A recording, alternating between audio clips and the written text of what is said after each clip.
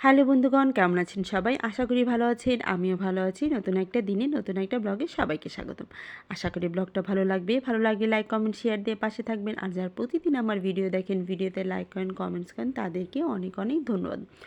অনেক দিন হয়ে গেছে ভিডিওই ছাড়তে পারছি না। ছাড়বো কিভাবে? আমি তো ভিডিও করতেই পারছি না, এডিটও করতে পারছি না, ছাড়তেই পারছি না।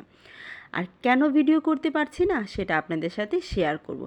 মহা কাজে যে ব্যস্ত হয়ে গেছি, কি পরিমাণ যে কাজ সেটা বলতে পারবো না। মানে আমি ভিডিও করব সেই সময়টুকুই পারছি না। তবে বলে রাখছি, এই যে ভিডিওগুলো দেখছেন আমার এক এক দিনের এক এক ভিডিও, প্রতিদিনের এই ভিডিওগুলো করা না। আমি এক এক দিন সকালের এই যে ভিডিওগুলো করে রাখছি। কোনো দিন কুয়াশা বেশি ছিল, কোনো দিন কুয়াশা কম ছিল। এইভাবেই করে আমি এক এক দিন যাবার পথে এই যে ভিডিও করে নিচ্ছিলাম। এখন প্রায় সাড়ে সাতটা না, 7টা পৌনে 7টার মতো বাজে। আমি আগারগাঁর নতুন রাস্তায় দাঁড়িয়ে আছি, আস্তে আস্তে হাঁটছি আর কি। আর এই কাজের জন্যই, যে কাজের জন্য যাচ্ছি আর কি, এই কাজের জন্য আমি ভিডিও করতে পারছি না, ভিডিও এডিট করতে পারছি না, ভিডিও ছাড়তেও পারছি না। আর সেটা আপনারা একটু পরেই দেখতে পারবেন যে আমি কেন এই যে কাজগুলো করতে পারছি না। আজ প্রচুর পরিমাণ কিন্তু কুয়াশা পড়েছে আর সামনের দিকে এগিয়ে যাচ্ছি। খুব বেশি কুয়াশা পড়ার জন্য মানুষজন একটু কম। আর শীতের দিন তো বাহিরে এমনিতেই মানুষজন একটু কম থাকে, আর কুয়াশা পড়লে তো আরও কম। যাই হোক, আজকে কুয়াশা পড়ার কারণে আমার ওয়েদারটা কিন্তু খুবই ভালো লাগছে। কারণ শীতের দিনে যদি শীতই না পড়ে, কুয়াশাই না পড়ে, তাহলে কি আর ভালো লাগে? আমার তো একদমই ভালো লাগে না। আপনাদের কেমন লাগে প্লিজ একটু কমেন্টস করে জানাবেন। আর এই যে আগারগাঁ সঙ্গীত কলেজের সামনে এই যে খুব সুন্দর টাটকা টাটকা তাজা তাজা সবজিগুলো বিক্রি হচ্ছে, আমি দাঁড়িয়ে দেখছিলাম। তবে কেনার উপায় নেই, আমার আজকে কিনতে পারবো না। বললাম না, এই যে ভিডিওগুলো না প্রতিদিনের করা না, এক এক দিনের করা। আমি যখন একটু দাঁড়িয়ে অপেক্ষা করি একজনের জন্য, তখন এই যে ভিডিওগুলো আমি হালকা পাতলা করে করে নিই। আর আমি কার জন্য অপেক্ষা করি আর প্রতিদিন কোথায় আসি সেটা এই যে দেখুন, এর জন্য আমি প্রতিদিন ভিডিও করতে পারছি না, এডিট করতে পারছি না, কিছুই করতে পারছি না, ভিডিও ছাড়তে পারছি না। বেশ কয়েকদিন হলো আমার মনে একটা ছোটোবেলার একটা শখ জেগে উঠলো যে স্কুটি শেখার। আসলে ছোটোবেলায় খুব শখ ছিল সাইকেল শেখার, যে কারণেই হোক কোনোভাবেই হয়ে ওঠেনি, শেখাও হয়নি। কিন্তু হঠাৎ করে ভূত চাপলো মাথায় যে আমি স্কুটি শিখবো। মাকেও বললাম, মা বলল আচ্ছা শিখে নে, যেহেতু ইচ্ছে শিখেই নে।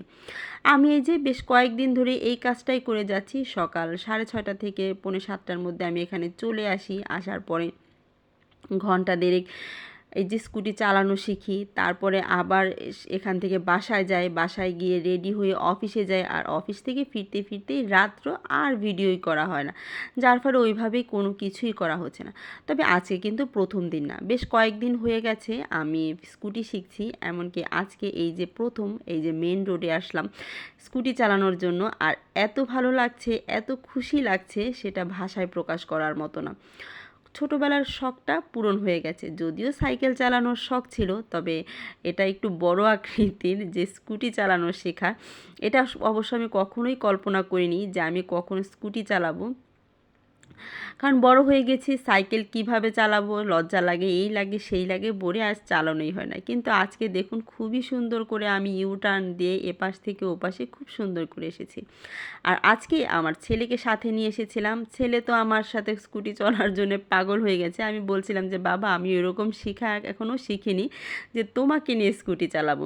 তবে হ্যাঁ, আমার যে ট্রেনার মিতু আপু, উনি কিন্তু আমার ছেলেকে আমাকে নিয়ে খুব সুন্দর করে একটা রাউন্ড দেয়। আমার ছেলে খুব খুশি হয় এই যে স্কুটি চালিয়ে, মানে চালিয়ে না, মানে চড়ে আর কি, খুবই খুশি হয়।